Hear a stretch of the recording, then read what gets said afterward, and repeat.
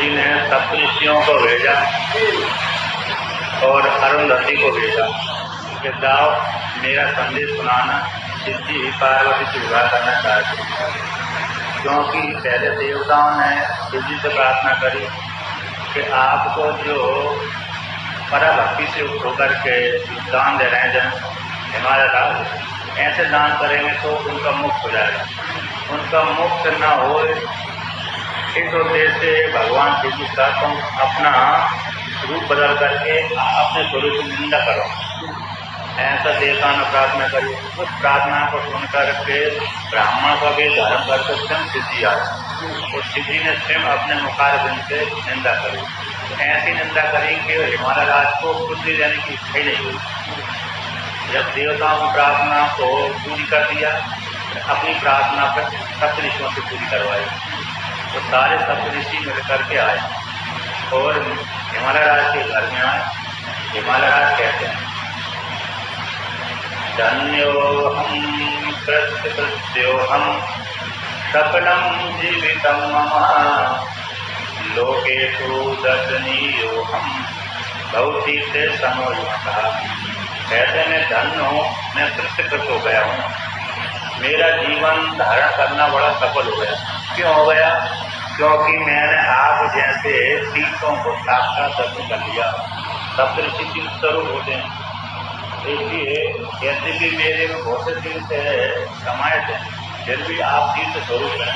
इनको आपको दर्शन करने से मैं क्या होगा, कृतकृत धन्य हो गया हूँ।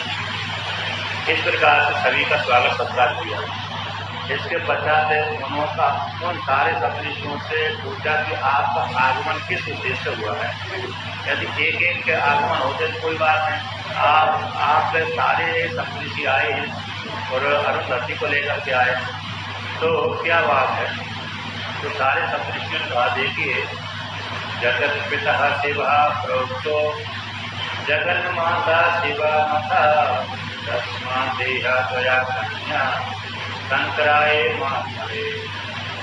तो सप्तऋषि कहते हैं कि हिमालय राज, जगत के पिता भगवान भोलेनाथ है, तो जगत की माता उनकी पत्नी शिवा होती है, शिवा है, इसलिए तुम अपनी कन्या को भगवान शिव जी के लिए दे दीजिए, ऐसा सप्तऋषियों ने कहा।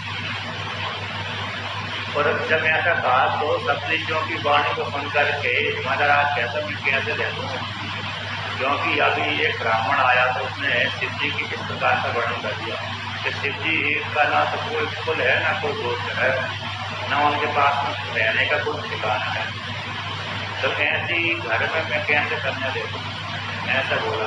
मैना भी निषेध करने लगे। तो अरुंधति कहती है, उत्कृष्ट मैंने के साध्वी दुर्गे अरुंधति आगत मुनियस्यापि सप्तायाता कृपालवान।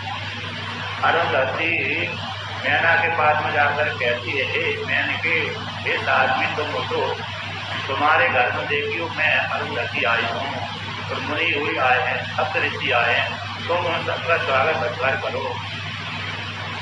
अरुंधति स्वरम सुत्ता शीघ्रम उत्थाय मेनका सुभाषा शिरसा गंगा काम पद्मा तेजसा। जैसे अरुंधति की वाणी को सुना, तो अरुंधति की वाणी को सुनकर के उसने मेनका ने उठी और उठने के पश्चात अरुंधति को प्रणाम किया और अरुंधति ने कहा कि हे मेनके, तुम अपनी कन्या को भगवान शिव जी के लिए दे दो, ऐसा उसने कहा और समझाया। तो कहते हैं जब समझाने के पश्चात फिर सप्तऋषि के पास में पुनः चले गए, तो वहाँ पर हिमालय राज कहते हैं कि मैं कैसे दूंगा, मैं भगवान भोलेनाथ को अपनी कन्या नहीं दे सकता। जब ऐसा हिमालय राज ने कहा, हिमालय राज की वाणी को सुनकर के सप्तऋषि कहते हैं, शिवहम शिवाय शैलेन्द्र स्वेच्छया चिन्ह दास्यसि भवितः तस्य विवाहोत्रे भवितव्य बले नहीं। हे शैलों के राजा हिमालय, आप अपनी पुत्री शिव के लिए अर्पण कर दीजिए। यदि तुम अपनी इच्छा से नहीं देंगे पुत्री, तो भवितव्य के बल के प्रभाव से, प्रारब्ध के बल के प्रभाव से यह विवाह शिव जी के साथ हो सकता रहेगा। तुम स्वेच्छा से दे दोगे तो तुम्हारा जो यश है तीनों लोगों में फैल जाएगा।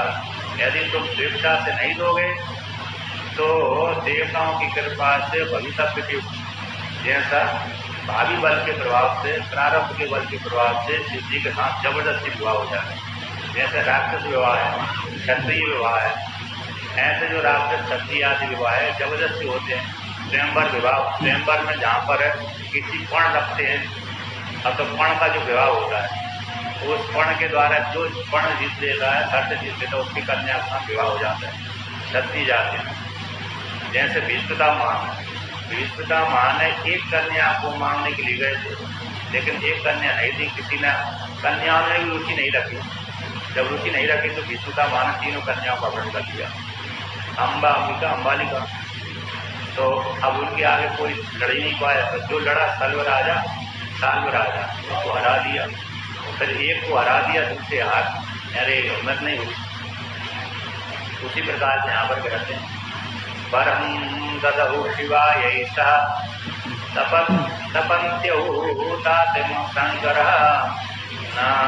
ईश्वर प्रतिज्ञातम विपरीताय कल्पते।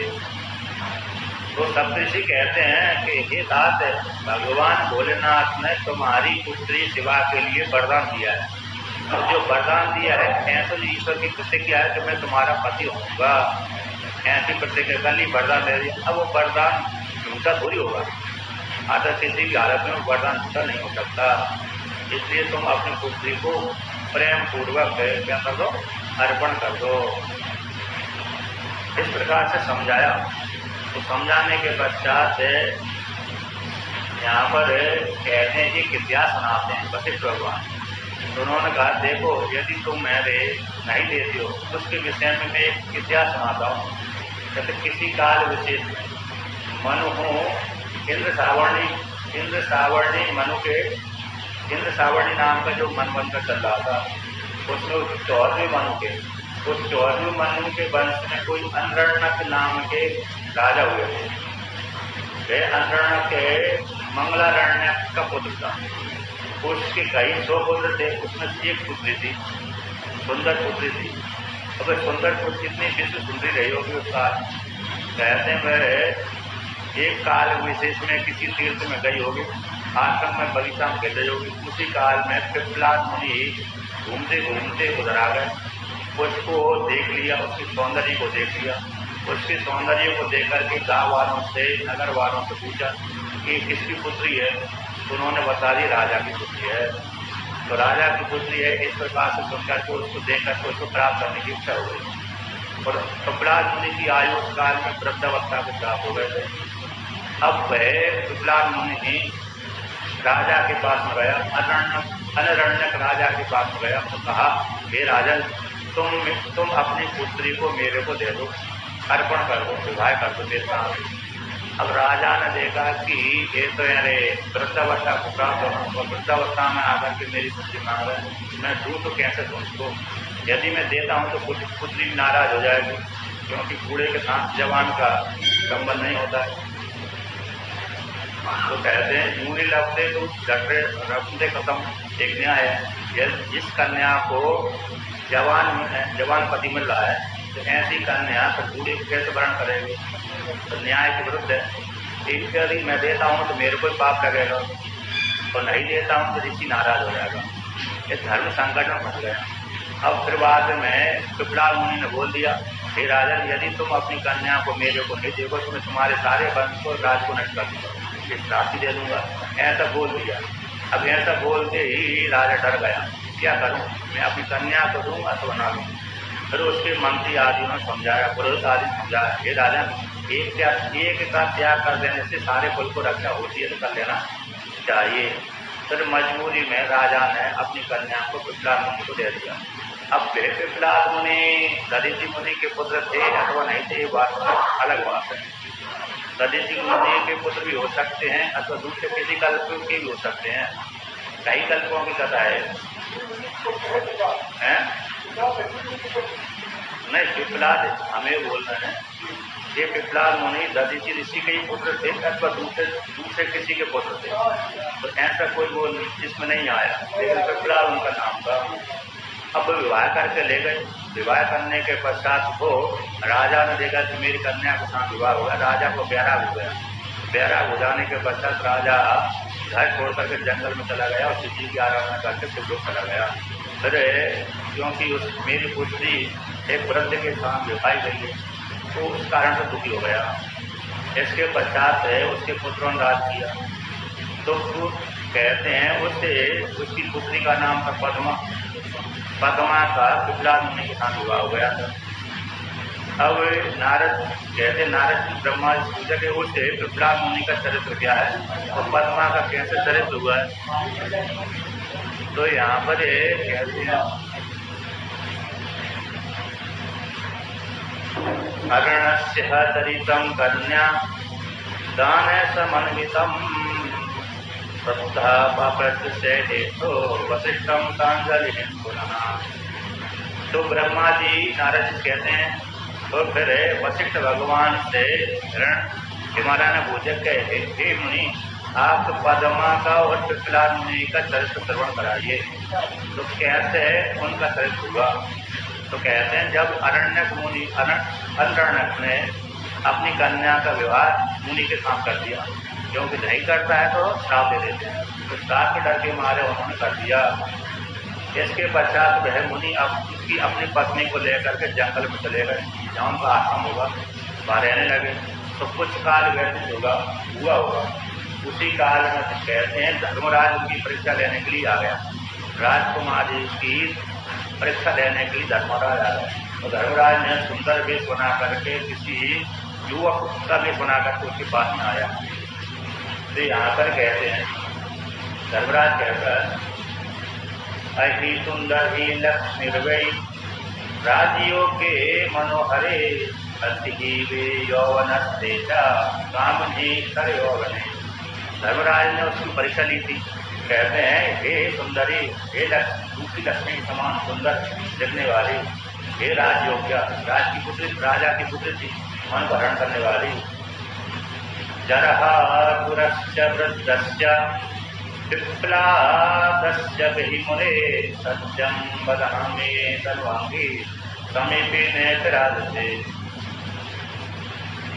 तो धर्मराज कहते हैं कि हे सुंदरी, तुम जो जरा से युक्त है वृद्ध तुम्हारा जो पति पिपलाद है उसके पास में रह करके तुम शोभा को प्राप्त नहीं हो रही। आता तुम इस वृद्ध पति को छोड़ दो और युवा को ग्रहण कर दो। विप्रहं तपः सुनिरतं निर्घृणं मरणोन्मुखं त्यक्त्वा महं पश्य राजेन्द्रं रतिशूरं स्मरासुरम्। कहते हैं जो तुम्हारे पति के तपस्या करते रहते हैं और उनका अब तो मरण काल का समय आ गया। कैसा आ गया? मरण काल का समय आ गया। ऐसे पति को तुम त्याग दो और जो मैं रति में सूर हूँ, कामदेव के समान सुंदर हूँ, मुझको तुम वर्ण कर लो। प्राप्नोति सुंदरी पुण्यात् सौंदर्यं पूर्वजन्मनः सफलं तद् भवेत् सर्वं रसकालिंगेन च। तो धर्मराज कहते हैं कि हे सुंदरी, तुमने अपने पूर्व जन्म के पुण्य के प्रभाव से ऐसा सौंदर्य प्राप्त किया है। जो भी स्त्री पुरुष सौंदर्य को प्राप्त करता है तो पूर्व जन्म के पुण्य के कर्म इसके द्वारा प्राप्त करता है। तो धर्मराज कहते हैं कि तुमने ऐसा पूर्व जन्म में पुण्य कर्म किया था जिसके बल के प्रभाव से तुम इस जन्म में कैसी सौंदर्य से हो गई हो। इसलिए तुम अपने सौंदर्य को सही साथ करो, रसिकों के साथ संबंध बना करके युक्त होकर के अपने सौंदर्य को कैसा फलीभूत बनाइए। निर्जन है कानने रम्य शैले शैल हे नदी तटे विहरस्वमया चाटम जन्मेदम सफलम कुरु। कहते हैं जो तुम्हारे पति के व्रत है, किंतु मैं कैसे कामदेव का विशारद हूँ, जानने वाला हूँ। तुम्हारी जहाँ इच्छा हो वहाँ पर चलिए, एकांत में चलिए, शहर पर चलिए, नदी तट पर चलिए, जहाँ पर पुलिना आदि में चलिए, जहाँ पर मेरे साथ विहार करना चाहते हो वहाँ पर विहार करिए। ऐसा बोल दिया। ऐसा बोलने के पश्चात, कई प्रकार से बोलने के पश्चात पद्मा कहती है, ऋषि की पत्नी कहती है, गच्छ दूरम पापिष्ठस्तुम नराधिपा माम चेत पश्यसि कामेन सत्यो नष्टो भविष्यति। तो पद्मा कहती है कि हे पापिष्ठ, हे नरों में, कहते हैं पापिष्ठ में, पापी व्यक्ति में सबसे निकृष्ट वाला व्यक्ति नराधिपा, नरों में जो नीचे कोटि का है, ऐसा हे पापिष्ठ तुम दूर हो जा, तू दूर हो जा मेरे से, तू दूर हो जा। माम चेत पश्यसि काम, यदि तू मेरे को काम भाव से देखेगा तो शीघ्र ही तू कैसे हो जाएगा, नष्ट हो जाएगा। ऐसा बोले, यदि काम भाव से देखता है तो शीघ्र कैसे हो जाएगा, नष्ट हो जाएगा, ऐसा बोल दिया। विप्लहतम मुनि श्रेष्ठम तपसा पूज विग्रहम त्यक्त्वा कथम भजेयम स्वाम स्त्रीजितम रतिलंपटम। कहते पिपलादा मुनि श्रेष्ठम, जिससे पिपलाद मुनि, जो मुनियों श्रेष्ठ पिपलाद मुनि को जो तप के द्वारा कैसे पवित्र हो गए, ऐसे मुनि को त्याग करके मैं कैसे जिस व्यक्ति को स्त्री ने जीत लिया है, जिस व्यक्ति ने स्त्री को जीत लिया है, जिस व्यक्ति को स्त्री ने जीत लिया है, ऐसे स्त्री लंपट के साथ मैं कैसे विहार कर सकती हूँ। अर्थात रति लंपट के साथ में किसी भी प्रकार से उसका सेवन नहीं कर सकती, अर्थात पर पुरुष का मैं सेवन नहीं कर सकती। और तुम तो कैसे स्त्री लंपट हो, अर्थात स्त्री के द्वारा जीते गए हो। स्त्री ही जित स्पर्श मात्रेण सर्वं पुण्यम प्रणश्यति, स्त्री जिता पर पापी च तद्दर्शन मगापहम्। कहते हैं स्त्री के द्वारा जीता गया, उसके स्पर्श करने से जिस व्यक्ति को स्त्री ने जीत लिया, अपने अधीन कर लिया, पराधीन कर लिया, अपने अधीन कर लिया, ऐसा व्यक्ति यदि किसी दूसरे व्यक्ति को स्पर्श करता है तो जिसको स्पर्श किया है, जिस पुरुष को, उसके सारे पुण्यों को नष्ट कर देता है। तो स्त्री के द्वारा जीता गया ऐसा जो पुरुष पापी कहलाता है। कहते हैं उसके दर्शन करने से ही पाप लगता है।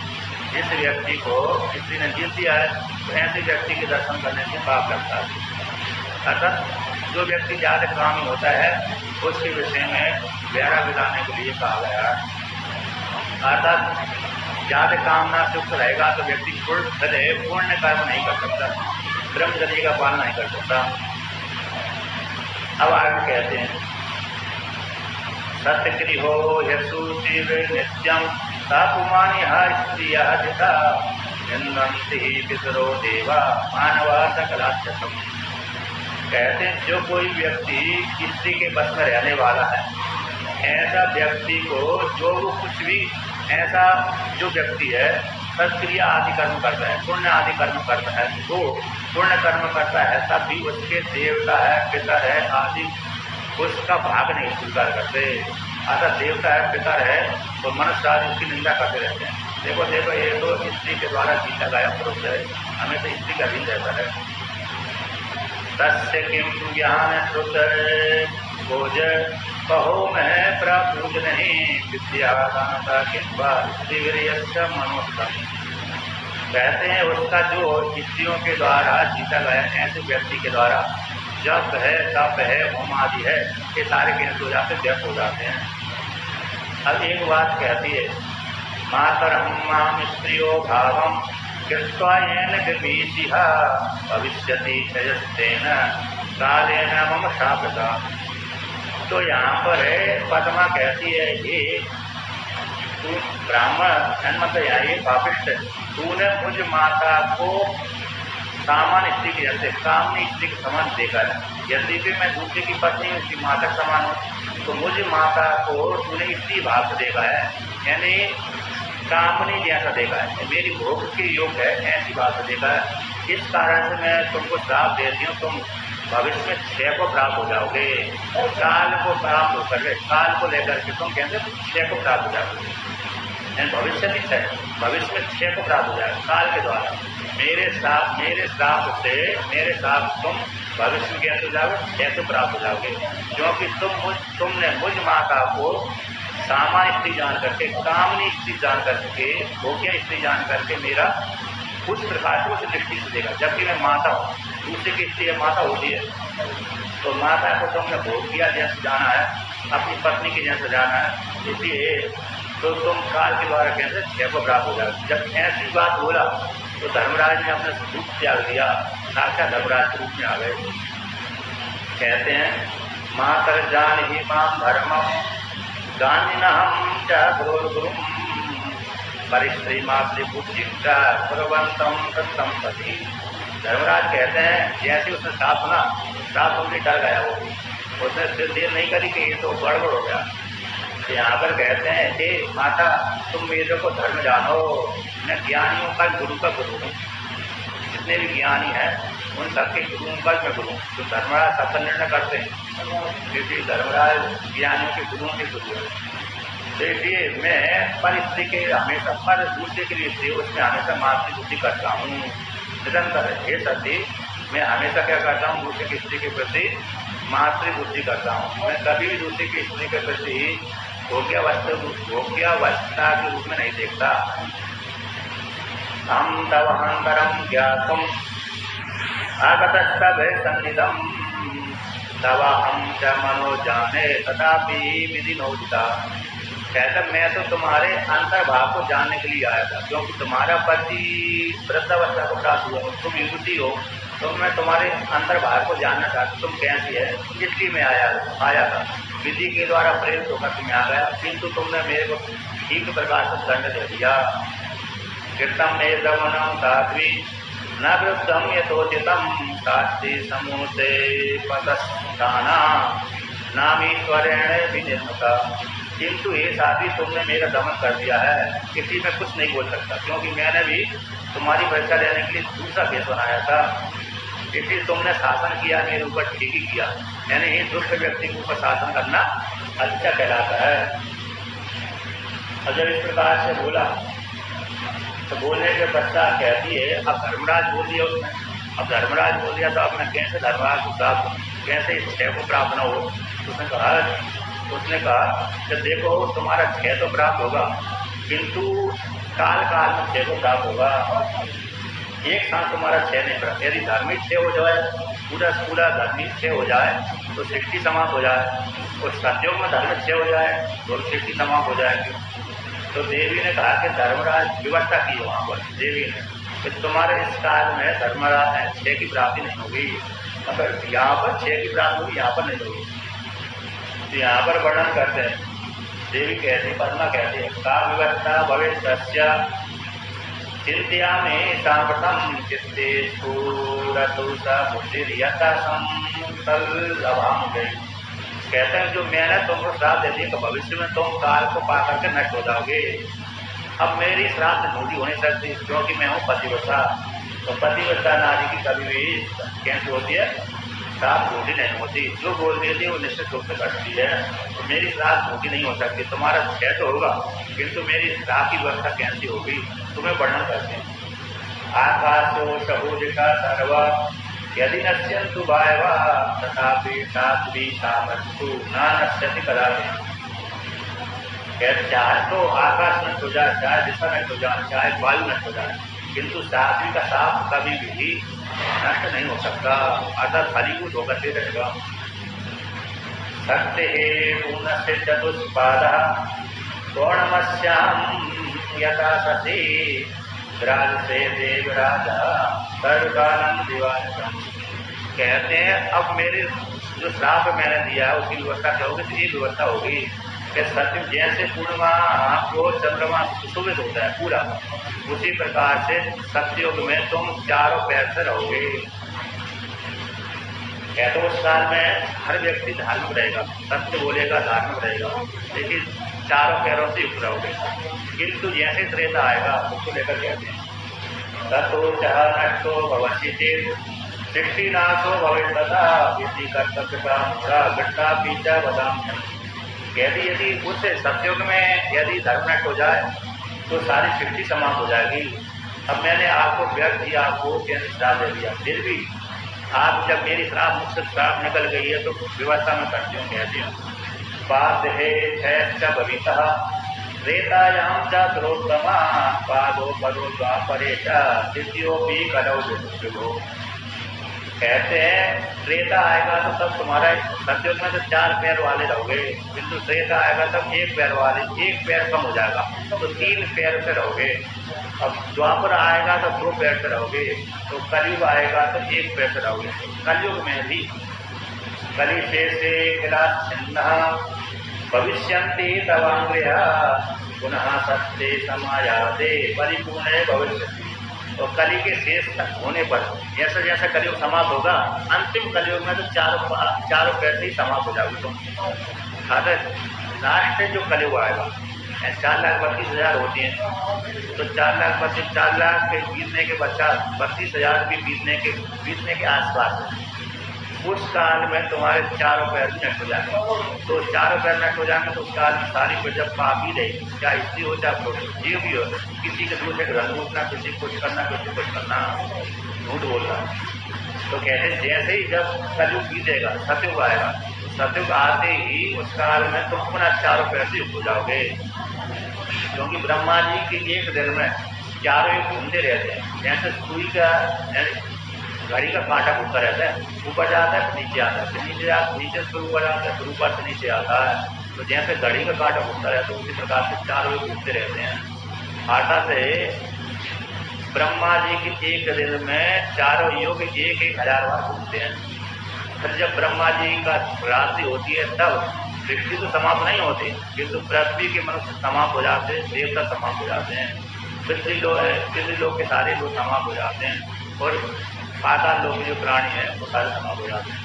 वहाँ से महाजना तपस्यम इन लोगों के केंद्र रहते हैं, वो सिद्ध मुनि योगी जो है वो बने रहते हैं। जब इस प्रकार से देवी ने व्यवस्था कर दी कि सतयुग में 4 पैर से बने रहोगे तुम, त्रेता में 3 पैर से रहोगे, द्वापर में 2 पैर से रहोगे, और कलयुग में 1 पैर से रहोगे। अंतिम कलयुग में क्या होगे, अरे पैर समाप्त हो जाएगा। बीच बीच में कभी कलयुग में भी कभी बढ़ते रहोगे, कभी घटते रहोगे, कभी बढ़ते रहोगे, कभी घटते रहोगे। इस प्रकार से वर्णन कर दिया। सत्य सर्वव्यापकस्त्वं तदन्येषु च कुत्रचित् योग है व्यवस्थायाः सापम भविष्यसि यथा यथा।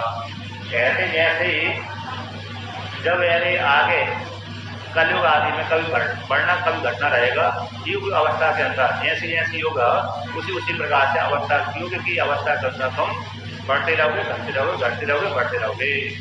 जब इस प्रकार से पद्मा ने धर्मराज से कहा तो धर्मराज की वाणी को धर्मराज ने अपनी पद्मा की वाणी सुनकर के पतिव्रता की वाणी सुनकर संतुष्ट होकर प्रसन्न हो गए। तो धर्मराज उसको प्रशंसा करते हैं और वरदान देते हैं।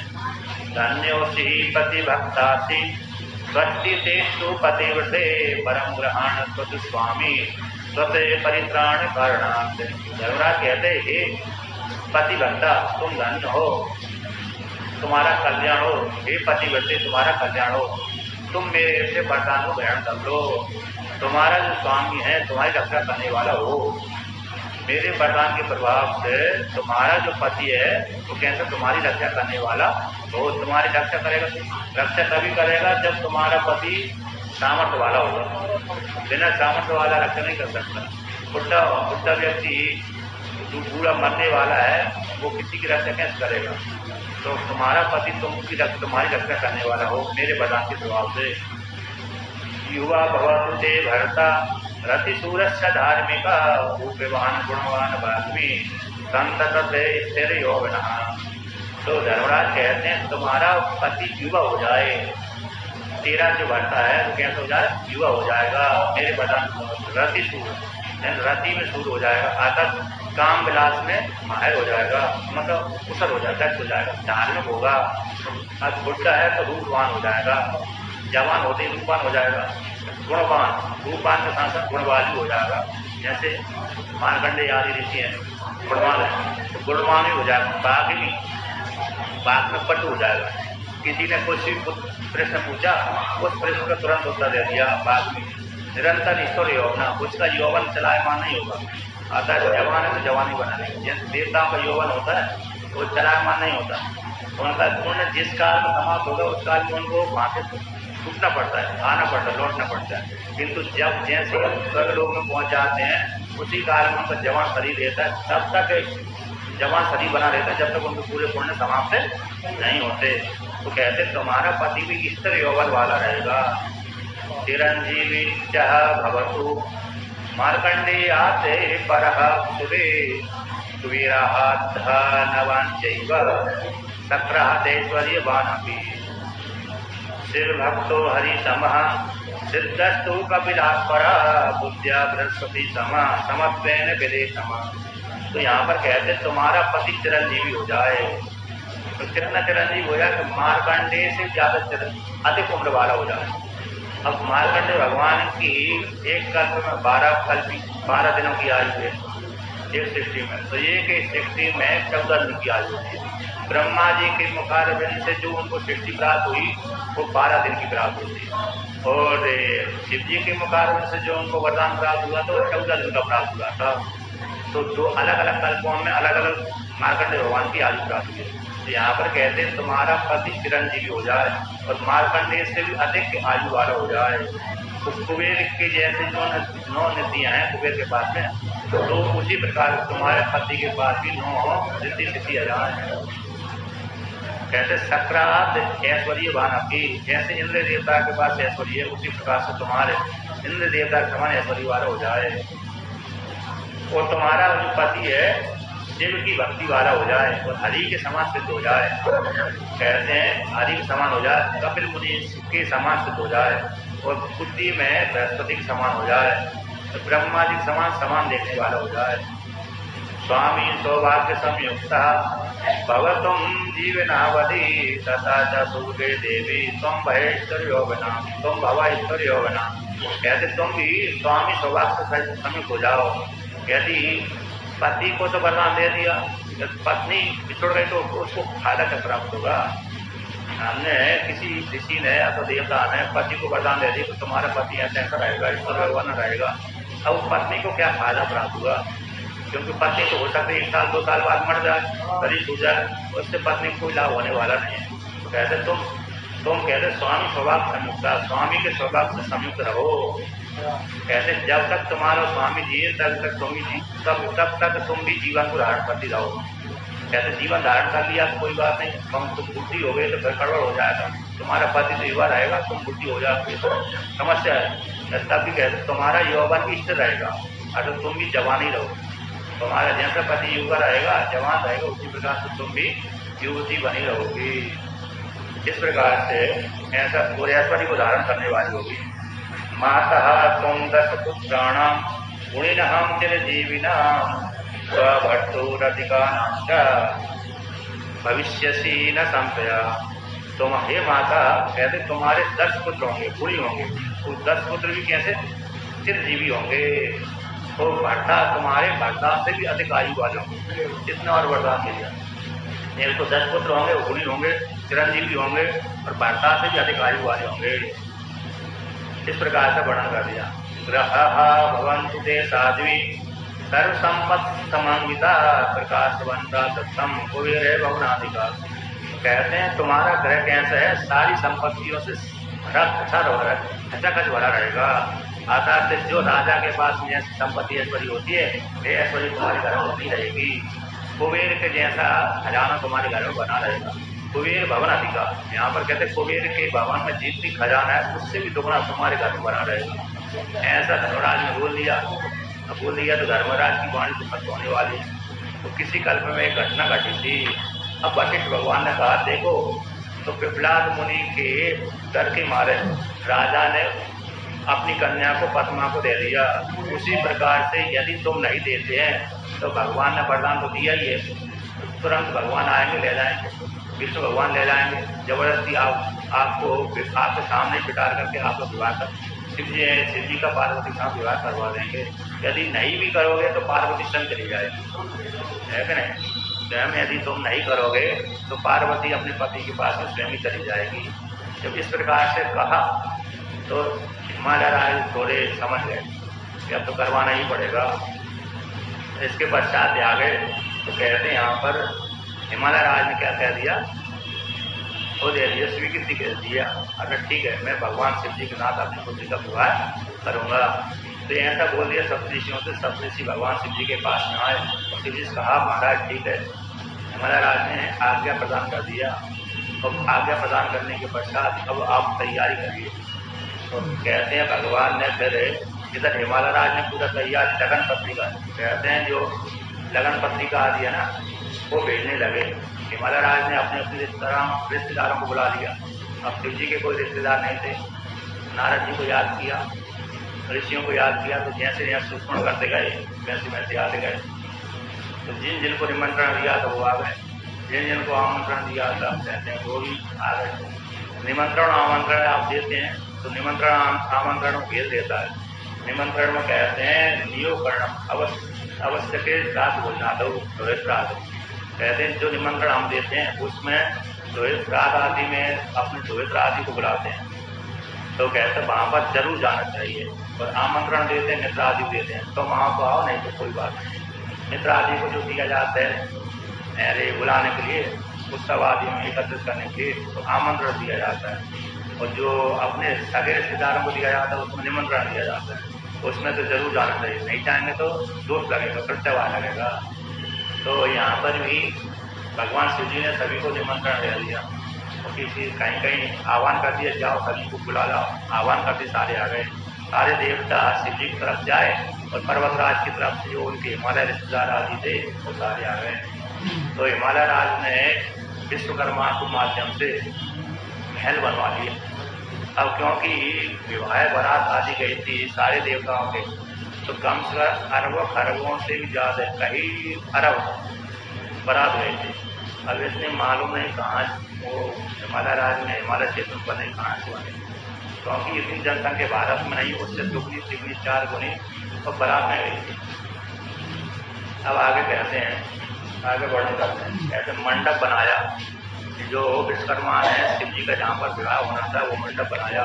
सभी देवताओं को रहने के लिए एक एक घर बनाए, जहाँ पर जिन देवताओं को जैसे योग्य देवता था उसी के अनुसार अरे मंडप आदि बनाया। तो भगवान शिव जी ने नारद जी के माध्यम से सारे देवताओं को बुला लिया। भगवान विष्णु आ गए, ब्रह्मा जी आ गए, इंद्र आदि देवता आ गए।